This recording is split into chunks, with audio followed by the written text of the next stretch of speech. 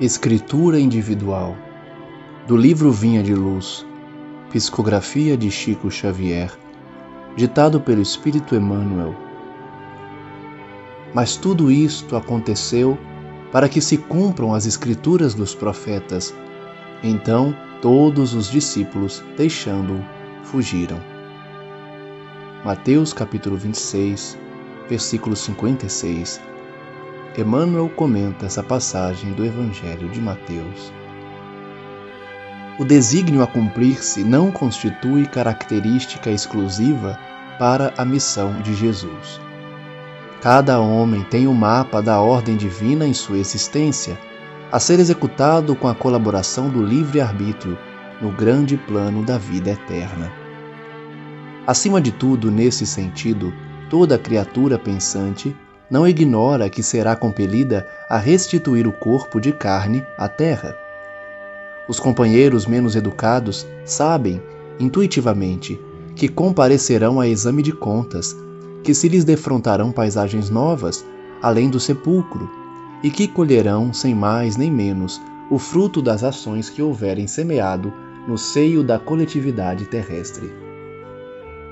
Em geral, porém, ao homem comum, esse contrato entre o servo encarnado e o Senhor Supremo parece extremamente impreciso e prossegue experiência fora de rebeldia em rebeldia.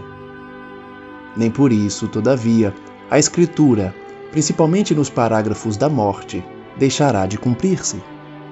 O momento, nesse particular, surge sempre com múltiplos pretextos para que as determinações divinas se realizem.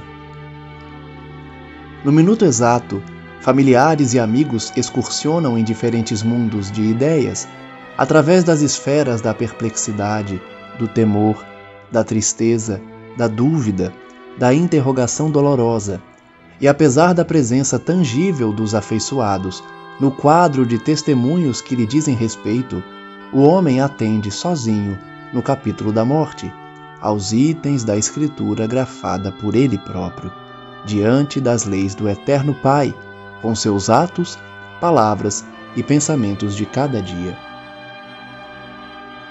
Na lição de hoje, aprendemos com Emmanuel sobre a chamada Escritura individual, em que os desígnios divinos se cumprirão, independentemente da nossa vontade, cabendo a nós, no entanto, definir o nosso futuro conforme os atos do presente.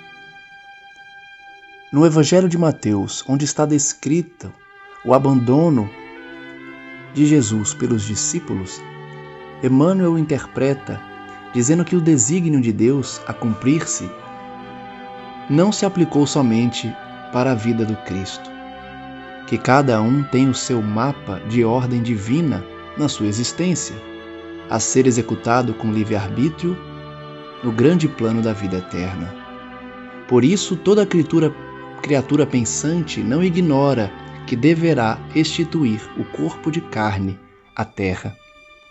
O nosso regresso, portanto, ao mundo espiritual é algo que é comum a todos e sabemos que um dia teremos que retornar. Aqueles que são menos educados sabem de forma intuitiva que terão que prestar contas do que fizeram, defrontando paisagens novas depois da morte e colhendo os frutos das suas ações que semearam na coletividade terrestre. Mas, ao homem comum, esse contrato entre o servo encarnado e o Senhor Supremo parece impreciso, prosseguindo, por consequência, de rebeldia em rebeldia. Mas, por mais que os homens não percebam que a sua conduta está equivocada e que ele se rebela contra a vontade de Deus, nem por isso a Escritura individual deixará de cumprir-se, especialmente em relação aos parágrafos da morte. Muitas vezes os pretextos surgirão para que as determinações divinas se cumpram. Amigos e familiares pensarão diferente, perplexos ou com temor, com tristeza e dúvida. Mas na presença daqueles que são seus afeiçoados, os testemunhos que lhes dizem respeito, o homem sempre atenderá sozinho, no capítulo da morte, aos itens dessa escritura grafada por ele próprio. Então, por mais que tenhamos familiares, amigos, pessoas que nos amam próximas de nós, deveremos dar o testemunho individual e, principalmente, prestar as contas após a morte, sozinhos, diante das leis do Eterno Pai. Por isso, os nossos atos, palavras e pensamentos de cada dia determinarão de que forma prestaremos as contas a fim de que as Escrituras se cumpram em nossas existências. Saibamos, portanto, escolher os pensamentos, atitudes e condutas diárias para que nosso destino seja traçado conforme a vontade do Pai em nossas vidas, que sempre quer o melhor para nós.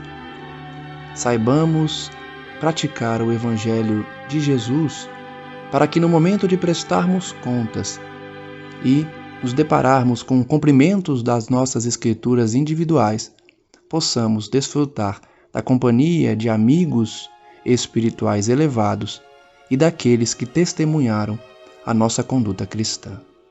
Que assim seja.